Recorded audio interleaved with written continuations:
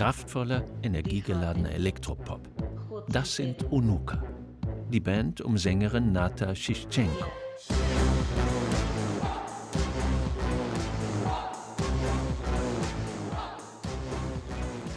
Виникла ідея все ж таки поєднати ті дві музики мого життя, що домінували в ньому. До 15 років це була чисто етніка, тому що це були хори, ансамблі дитячі, оркестри. Це все було чисто народна, аутентична музика, фольклорна. Після 15 було повне відрікання від народного, і це була така максималістська ера мого електронного життя. Die Trembita, das Alpenhorn der Huzulen, kommt bei ihren Konzerten mit dem Nationalen Orchester der Volksinstrumente ebenso zum Einsatz wie klassische Streichinstrumente und elektronische Klänge.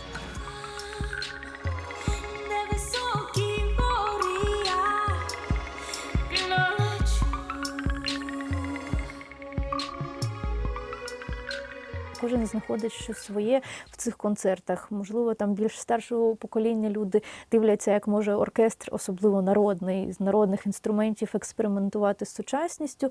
Діти слухають знайомі вайби із там електронних треків і починають там підтанцьовувати. Тобто кожен знаходить щось своє, але віковий діапазон цих аудиторій на цих концертах дуже широкий. Hinter der ungewöhnlichen Kooperation von Onukha und dem Orchester steht der Musiker Andriy Wojtschuk. Er hofft, dass Instrumente wie sein Cymbal durch die gemeinsamen Auftritte neue Aufmerksamkeit erhalten.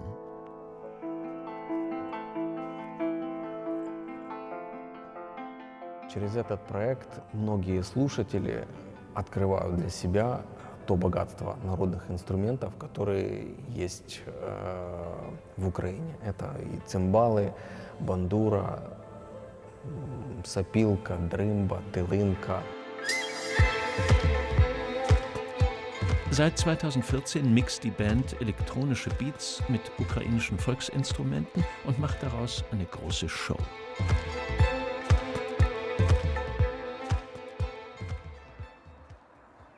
Der ukrainischen Kultur ein modernes Image verpassen.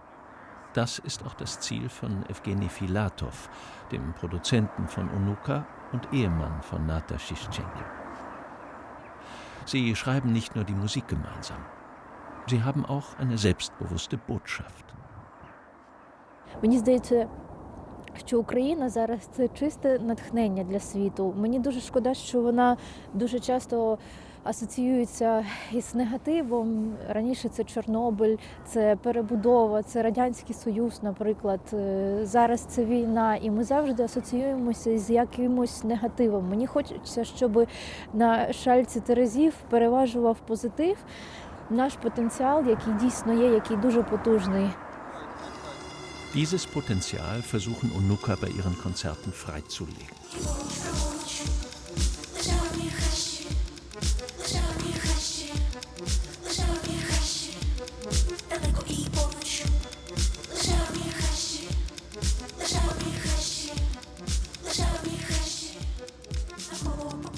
Мені хотілося, щоб люди пишалися українською культурою, саме такою народною, старовинною історією української культури. Не стидалися, як це завжди було, коли там тебе заставляють якісь стрічки одягати, або віночки, або шаровари на якісь там свята, наприклад. А навпаки, розуміли, наскільки це аутентично, круто, космічно, глибоко і не так, як в інших країнах. Und dafür werden Onukha von ihren Fans gefeiert.